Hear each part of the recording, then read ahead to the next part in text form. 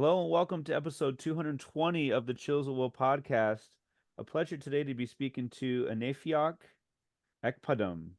And it goes by Neef. Can I call you Neef or would you rather not? I know Neef is all good. Yeah, yeah. Everyone, my mum calls Awesome. me. Everyone calls me Awesome. that. Neef is a writer and storyteller from South London whose work documents community and culture in contemporary Britain. His debut book, Where We Come From Rap, Home, and Hope in Modern Britain, is a social history of British rap.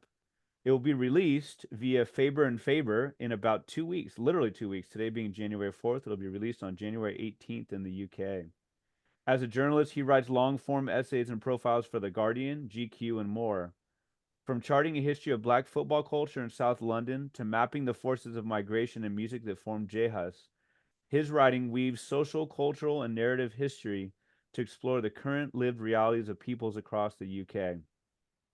His writing has been featured in a number of essay collections and anthologies, including Murky Books titles Keisha the Sket from 2021, and a new formation, How Black Players Shape the Modern Game in 2022, as well as Safe, On Black British Men Reclaiming Space, and that's from Trapeze in 2019. He was named on the Forbes 30 Under 30 list for media and marketing. He's a British Journalism Award winner for his work with The Guardian. He's also been named Culture Writer of the Year at the Freelance Writing Awards, and he's a fellow of the Royal Society of Arts. He has worked with Nike, Netflix, Google, BBC, the Premier League, Adidas, YouTube, Metallic Inc., Copa 90, and more. Good afternoon over to you in the UK. It's morning here. How are you doing today? Well, yeah. Good morning. I was gonna say good afternoon as well, but yeah, yeah. No, I'm all good. It's been as you say, like 2 weeks out from publication, so Ooh, just kind of on the countdown now. But all good, all good. How about dang. yourself? I want to say the acronym is BAME. Mm. Is that right? For like a royal crowning. Like there are definitely people mentioned in your book who have that. Oh, You know what I'm talking about? Yeah, yeah, MBE. Oh, Or pardon me. So I feel like that's next. Shoot, on that bio, you've done so much in such a short time, right? So pretty soon, right? MBE. Okay, all right. You're very humble. You're not gonna say anything, but I'll say it for you. Uh, the book is a great one. It comes out in 2 weeks. We'll talk about it in a bit, but yeah, how's it feel being 2 weeks out? Is it surreal? Is it still not real yet? How's it feeling for you? Yeah, it's a bit of both, really. It's a lot of not really knowing what to expect. With this being my first book, it's Yeah. kind of like a completely new process. I kind of liken it to going to what we'd call secondary school for the first time or high school for the first time. It's like that Hmm. kind of first day, you don't really know what's going to happen. So Yeah. it's kind of waiting to see just how things are going to be. But I'm really looking forward to it. It's like totally unlike anything I've done before. And I think I worked on it for such a long time that I'm happy that it's now making its way out into the world and starting to make its way to other people as well. So it kind of feels Yeah. like a relationship with it in that intimate way is finishing, and now it's like going to start its whole own journey in that sense. I know there's like a million finish lines. Like you finished it, then you finished it, then you got it, Mm. edits and whatever. But like, when did you more or less finish it? Like, has it been done for 2 years? Like, how long has it kind of been done, quote unquote? Yeah, yeah. It's been done for probably done in the broadest sense for about a year or maybe about a year, I'd say, maybe Okay. about 10 months. That's when I did like my final drafts. And after that I had like proofing and spell Okay. checking and that kind of thing. But in terms of like the actual structure, narrative of it, all of the words in there, that was done about finished about maybe about 10 months ago. But then Yeah. we did the audiobook was literally like 2 months ago. So yeah, you still have like this Nice. continual relationship with it. Did you get to do the audiobook? Yeah, I read the audiobook Nice. for 4 days. Nice. So yeah, people are going to be hearing my voice for I think it's can't remember how many hours it is, but yeah, yeah, Any tips? Like drink a lot of water, like don't talk the rest of the day. Like how'd you keep your voice fresh? yeah. Drink a lot of water. Definitely drink water, and then the best tip I always got was from I guess the other readings I've done before was just like read it as if you're reading it to a friend or something like Okay. that.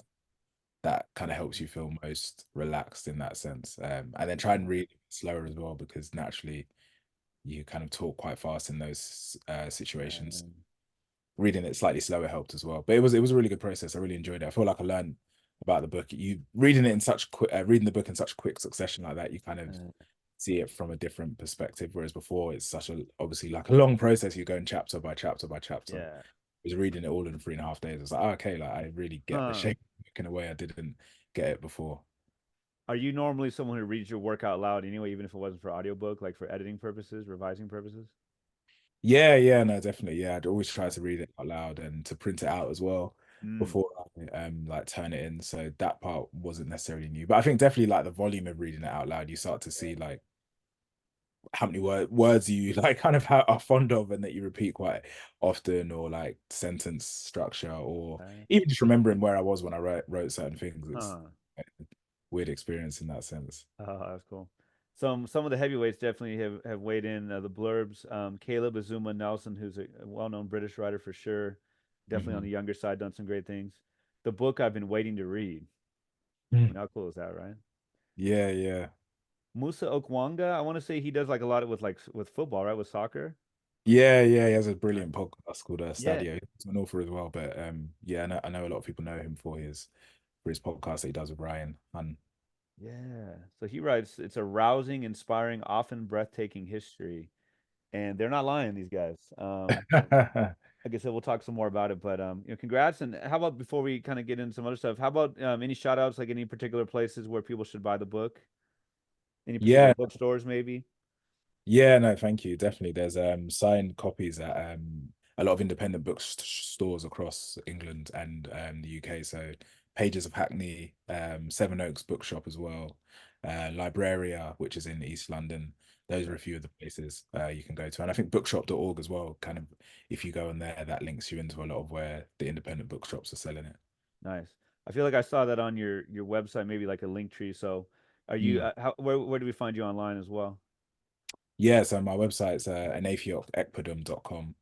And also, but social media is also probably the best place to find me, which is an Aniefiok EKP at both Twitter and or X and Ah, Instagram. yeah, yeah, right, right.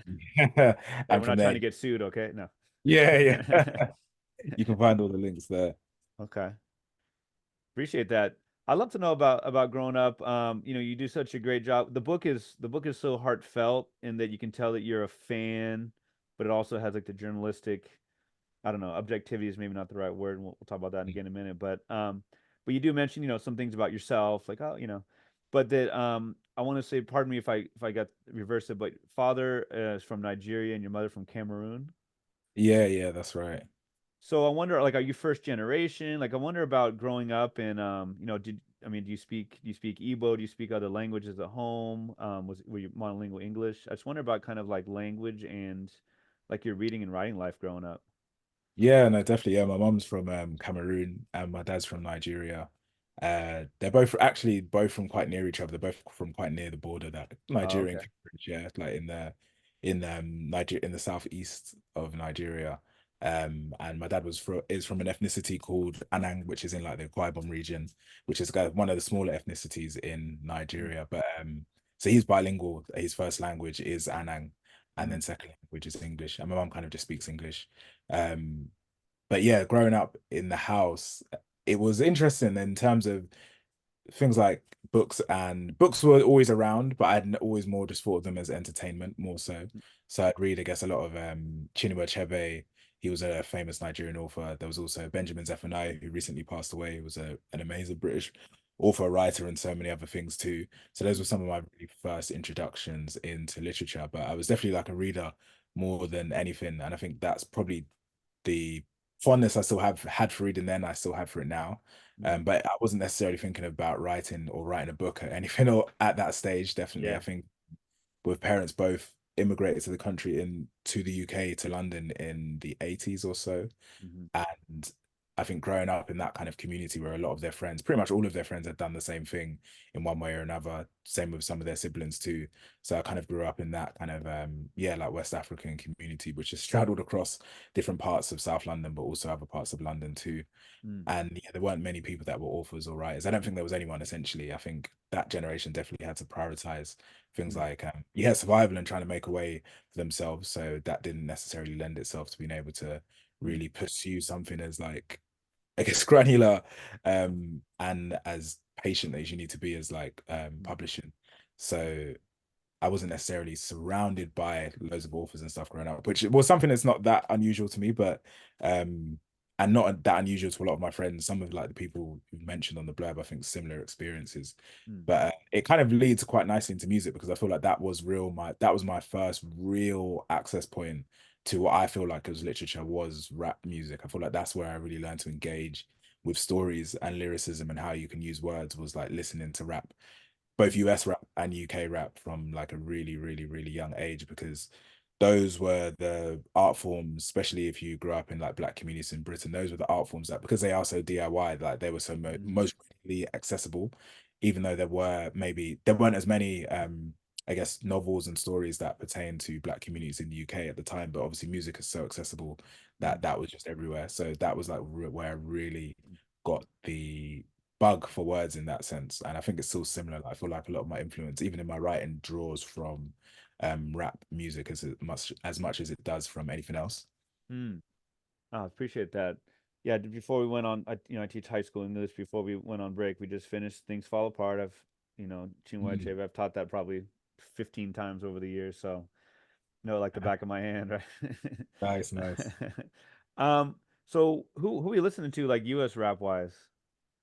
When I was younger or now? Yeah, younger, I guess. Okay, yeah. I started I think when I grew up, I'm 31 now, so 2003 was like the whole 50 Cent explosion. He was like the Okay, biggest musician. right. Sorry, he was like the biggest musician in rap at the time. Especially for like my every kids party, every birthday party on TV. Mm, He's everywhere. mm, So he's like was like a big entry point for a lot of people. Not even an entry point, he was just huge. Like, and I don't yeah. think in the UK, although I'd always been listening to rap even from a really young age, I think on a pop culture level, like he really took things to another level. Like when he Mm, came, he all of the TV shows, which wasn't necessarily something you'd see from a lot of American you wouldn't really see a lot of American rap on TV outside mm, of like the few music channels that you'd watch, like MTV, The Base, or Channel U and stuff okay. like that. So I started with him, but then after I got into, I found online, I still can't remember how I found it, but I've always been trying to retrace my steps. But I found Most Def and Talib Kweli, our Black Star. Ooh, And when I found that album, that was like the real entry point into hip hop as a culture and as a lyricism. So yeah. I started listening to that album. Thieves in the Night from the album is still my favorite song, I Mm, would say, of all time, favorite rap song of all time. And there's obviously like Respiration, Redefinition, which are all like they are when you write them down, they are essentially poetry. Like a lot of those most Def yeah. verses are essentially poetry. So that kind of led me into like the likes of I guess Nas, Illmatic, those Mm, albums, Mob Deep, the Mob Deep albums, into that New York I guess 90s era of hip hop, yeah.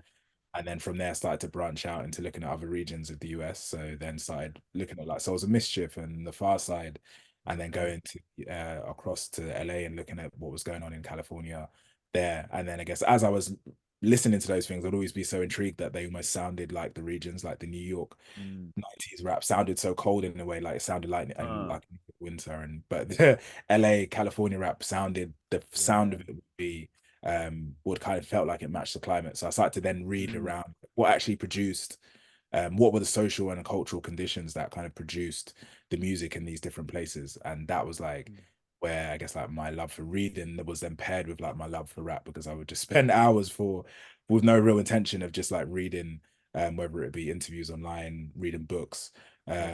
or just finding kind of even university papers and stuff where they're talking to some of these direct experiences. So that was Mm. like my entry point into US rap was yeah, most definitely Live Quelly, Black Star, still one of my favorite albums. Great album. I actually have the CD in my car. I don't really listen to CDs, but I got that one every once in a while. Like I forget I have a CD player. I'm like, let me put some of that on. Um, it's interesting you talk about like the different regions, and like you said, you can almost like hear the climate, and that totally makes sense. Um, do, in the UK, do you feel like there was a distinction between like I think of like Talib Kweli, especially like I think people might call him like conscious rap, Yeah, which yeah. maybe some could see as like as a negative, kind of like corny, or you know what I mean. Did Mm. did you feel like that you just were kind of given just rap, like boom, general, or do you feel like there those genres, those like subcultures, if you will, were also clear cut? That make Uh, sense? Yeah, no, that makes sense. I think yes and no. I think a big difference obviously between the UK and the US is that because the UK is so small, that I think there's a lot more bleeding over of the sounds Yeah. because and then even like the UK, I think England is the size of New York State or something like that. Like England is Okay. like a really small country, although it's populous. And but then when you dive into the actual population of the UK, I think the black population in the UK is only 4% of the entire United Kingdom. So we're talking about a really small, Mhm. and it wasn't just black people that were rapping, but I'm talking in terms of like the communities that were really buying into the music Yeah. and then producing it. We're talking about like a really small population of people. And so I think that meant that there was definitely like conscious rap and I guess like more street rap and these kind of things, but Mm. because they were coming from the same places and because they were using the same networks to essentially get out there, I think there was a lot more kind of cross collaboration between them.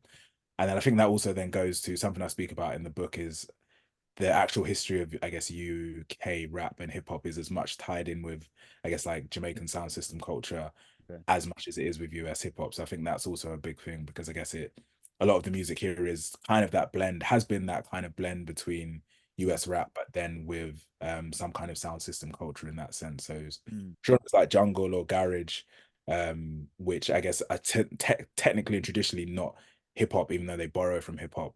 Mm. Those are direct influences into UK rap today, if that makes sense. They're like kind of like the forefathers of UK rap and Yeah. grime today. So I think it's like the different cultural elements as well as like the population element makes it slightly different in that sense. I appreciate that. Back to your like your just your background, your formation. Like, what were some of the formative? I mean, what got you into being a writer? Mm. Was it again through music? Did you read some of the great, Rolling Stone or some of the great music magazines and Vibe and Source? I'm not sure what the British ones are. What was Yeah, it yeah. got you into writing? Yeah, no, it was a few things. There was definitely I studied law at university, so I Uh, started university, I studied law. And it was like eh, in hindsight, it's something that I didn't necessarily really want to do, but I think like when you have like African parents, like very strict and like very traditional education routes, like they want you to be at that age anyway, they want you to be like a lawyer or a okay, doctor. is this kind of like the trope, like be the professional in that way, and then you kind of like Yeah, I want to yeah. be more creative and Yeah. So yeah. I ended up doing law, and then but I hated law. So after about 2 weeks, I was like, I hate this. But I I think I stuck. said 2 years, 2 weeks. Yeah, no, that was quite early on. That's all I right. stuck with the Hey. course throughout the 3 years, throughout my undergraduate. So I did it. I finished it. But I Um, think what it did, it made me like really want to then have something that I really did enjoy doing, like almost like swung the pendulum the complete the other way. hmm I always knew reading was something that I loved to do. So I started reading again, maybe like my last year of university. And I started discovering first I was just reading biographies. Like I'd read a lot of rap biographies. Like I read hmm the Cent biography, I read the Prodigy biography, I think I read the Um, LL Cool J biography. Like I don't know what was happening in like the 90s, early 2000s. There's this okay. wave of rap biographies that came out. Um, I started to read those, and then when I came out of uni, I then started to read some of the magazine interviews. Like the Fader would used to do they still do, but they had like would do the really iconic cover stories. And there was a cover story with French Montana, which was written by mm, Zach Baron, and that was essentially creative nonfiction. That was like my first exposition to creative nonfiction. I was like, "Ah, okay, like now I want to do that, like whatever that is, where you feel like you're walking through time with the writer and French Montana. I want to do that, mm, and then that led me into like a whole other rabbit hole of then learning about what was the classic creative nonfiction, like Gay Talese, Joanne Didion, oh wow. the new journalism movement, and that was probably like that has been like the biggest influence on my writing Mm, career so far is those kind of yeah those American linchpins from like the 60s and 70s, mm, then following that, and then I just start to read around whoever their favorite writers were. So I'd read all of yeah. the Gator profiles, the famous like Floyd Patterson one, which I think probably one of the best profiles Um, ever written, and then yeah, of yeah, course yeah. Sinatra and whatnot, and then Gator Lees would say in interviews that one of my favorite writers is Irvin Shaw or F. Scott Fitzgerald, so I go to read their work as well. Mm, So where like I guess like the more literary influence came from was yeah. studying like these people's work. And so now I kind of see my work as like combining that kind of creative nonfiction with the love for music and Mm, trying to pulling them into one space, if that makes sense. So yeah. that was like where the love of writing came from, and the love of definitely creative nonfiction and narrative Mm, nonfiction essentially came from. mm. I love, love, love the idea of like the writer's family tree where, Gay Talese and who's he reading, who's he inspired by, and just really branching out. Frank Sinatra has a cold, right? Yeah, the Ooh, famous that's a great one. profile. Yeah, incredible, really. Have you read the Kind Joe of, DiMaggio piece as well? yeah, yeah, another one of my Yes. favorites. Yeah, you're really, really good. Like they're Yeah. all kind of like short stories. They more feel like Mm-hmm. fiction than anything else, and that was a big thing for me. That's always what I'm even trying to reach for in my own work is to Uh, make it feel as real as possible. right. I spoke with Greg Bishop. He's a sports writer, and he was saying he went to Syracuse, and one of Mm, his maybe it wasn't even related to Syracuse, but one of his mentors is Gay Talese. wow. So I had it set up where he said, "Hey, I can have him sign a book for you, leave it in New York." And I was actually had I don't know if I directly was an email with Gay Talese, but I was like a second hand. A friend was supposed to pick up the book. It fell through, but I was like, "Man, Gay Talese." No. Yeah. Oh my gosh. As you've gotten into the more recent years, who are some of the I'm sure you're still reading the classics and the greats, but who are some of the current writers who you're just like can't wait for, her next article or his next book or whatever? Yeah, I think now it's definitely based around I read a lot of more fiction and narrative nonfiction, probably the Mm, two things I read the most.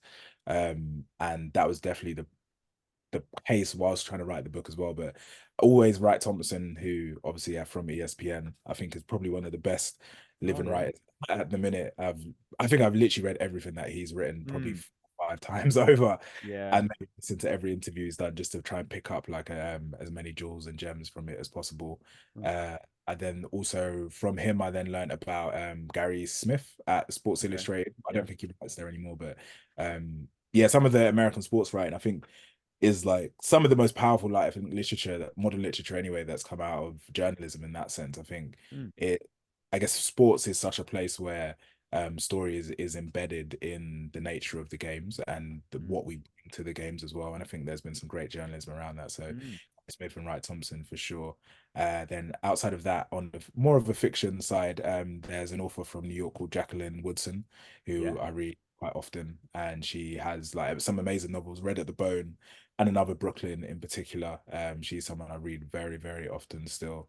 Mm, And then Hanif Abdurraqib, who all wrote right. this Little Devil in America, which is probably like the best, I would say, music criticism that I've read, which kind of is I think he's a poet by trade, so I think he brings the poetic angle into Mm, how he situates music in his writing, which I think is really beautiful. And then outside of that, probably the best book I've read in like the past, I'd say 5 years is a book by a guy called David Finkel called what's it called?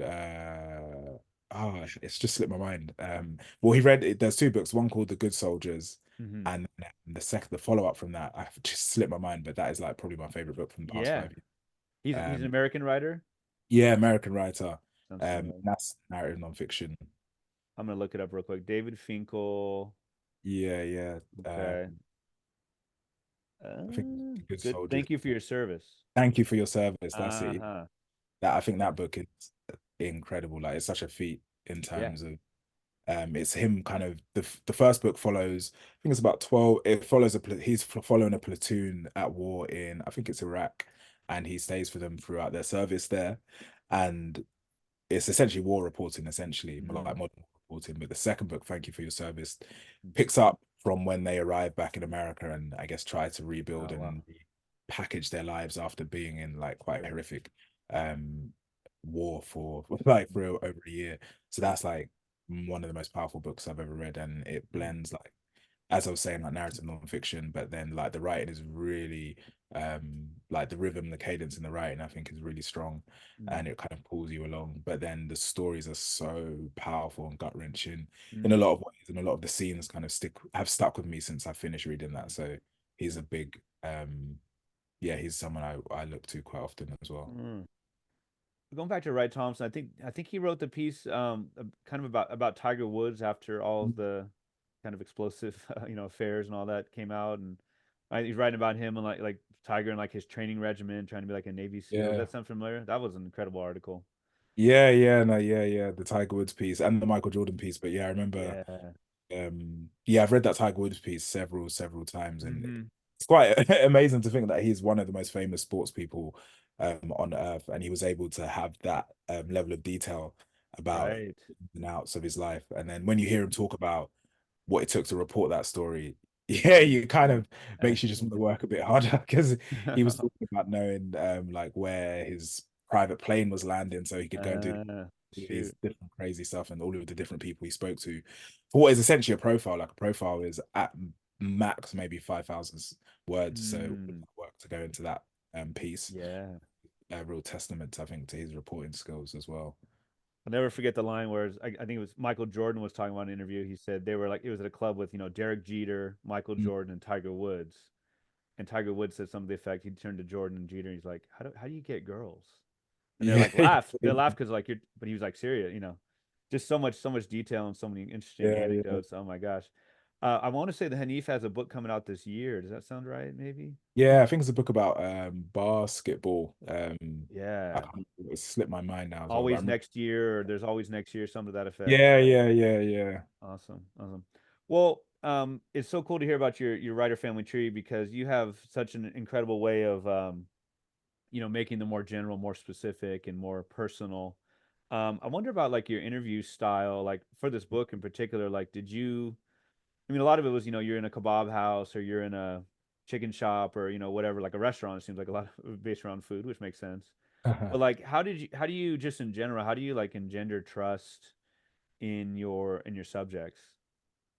Yeah, it was interesting with this book. It was because before the book, I'd done, and I still do like a lot of journalism, culture and music journalism, but within that, a lot of profiles. But I guess because profiles, there's usually like a time constraint on them in terms of you have Mm, deadlines and whatnot.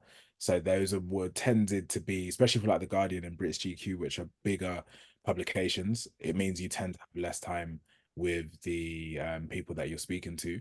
So, and I really wanted to break. A big part of me wanted to write where we come from was to kind of break out from that and really get to sink under the skin with people and really spend mm, time with them in that way. So one of the things I did then for the book was there was kind of no remit in terms of we just hung out when it came to the reporting. It was kind of the exact opposite of what I'd been doing in journalism. We just hang out mm, for 7 hours, 8 hours, 12 yeah. hours. And I just follow people throughout their days and just do that repeatedly for about, I did that for about 5 years Mm, essentially, and would just go and say like, hey, are you free today? I'm coming down to Cardiff or I'm coming up to Birmingham, and then we just hang out for mm, a day, and then I maybe come back and see them the next day, or I'd go and see someone else the next day after that. So that was like a lot of the reporting process was just trying to spend as much time with people as possible in terms of to being able to really get to a place where they feel comfortable with me mm, and they seem like and they I guess then feel comfortable enough to open up about I guess some of the things that have happened in their life and whatnot. mm, The person I actually got that from is there's a he used to be at the Washington Post, is at the New York Times now, I think, is Ellie Sassler, who he does like a lot of reported pieces in that sense. And he would say like it's just the art of hanging around essentially, like mm, hang around people as long as you can, yeah. and you just get to know them on a human level. And that was like the real process of reporting was yeah, just turning up with people. Some people I saw go, I remember seeing like from the first reporting, there's a guy in the West Midlands, which is a place called Birmingham, which is in the West Midlands. There's a guy in the book called Despa. And I think the first time we hung out, I think his son was a baby. And by the last time we did it, his son could Uh, walk. And the last time I saw yeah. his son could walk and I think could talk maybe. And Huh. so we'd been doing it for such a long time Right. that I'd seen like these people grow over those 4 or 5 years as well, which was quite an incredible thing. And I think time is like the probably like in terms of what moves a story along and what makes a story the most engrossing, especially Mm, nonfiction. Time is probably like one of the best um assets at your disposal essentially, is that if you can yeah. have show that movement of time. So a lot of it was just yeah, just hanging around hanging around and Uh, speaking to people, there you then just go. recording my iPhone, yeah. I'm sure it probably evolved as the process went on, or but just the idea of like, did you have a goal with this book? I mean, where we come from is definitely it's about the Midlands, it's about South London, it's about South Wales. It really Mm, gives us a really up close view of where these rappers and artists come from. mm. But like, I mean, would you say you had a goal in mind, or like I said, did it evolve as you went on?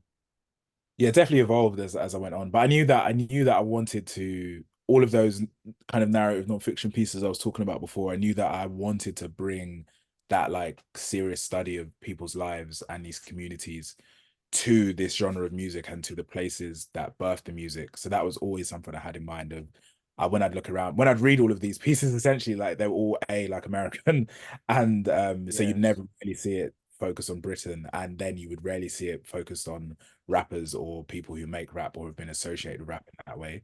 So I was like, I want to bring that like real examination of people's lives and the conditions of places to these communities Mm. across the UK. So that was always the intention.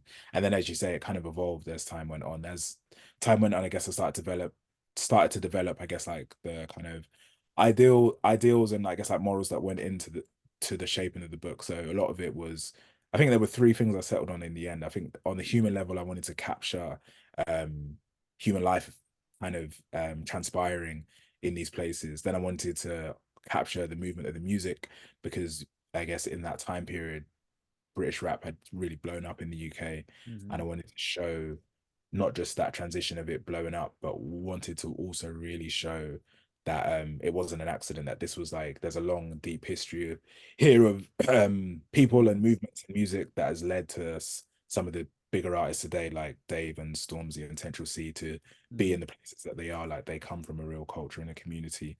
And then the third thing, which was like the prevailing thing, which I kept in mind, but everything I was doing was I really wanted to just try and capture the social and human condition in modern Britain today, which is why so much of the book does go to these different places, to of course to South London, but then to Wales, to the West Midlands as well. And there were other places that didn't necessarily make it, like I went to Scotland, I went to Ipswich. Mm. I really wanted to show that because I guess in the UK, which I'm sure it's the same in America, but I guess you can kind of get trapped in like a London bubble almost because Okay, yeah, London's the capital. sure. So it'd be easy to talk about this is Britain and then just to look at London. Mm-hmm. But like, I really wanted to see the span of the country. And I Right. felt like I'd been able to see that through some of my journalism as well. So I wanted to pull Mm. all of these different places in as well and treat them as kind of equal and one Mm. in a sense. Mission accomplished. I love books that start kind of in the middle. You start 2016, I want to say Gigs, is that right? And it's just kind of like it's just a really cool introduction to the book. It's like it's kind of it's not the end of the road, but it's like here we are kind of in the middle, kind of like the golden hour. You referenced golden hour a few times, or like Mm, getting there, right? Where like the awards are starting to be won by rappers, grime and UK rap are getting out there more in like mainstream, so to speak, pop music. And it's just cool, like little portrait of like kind of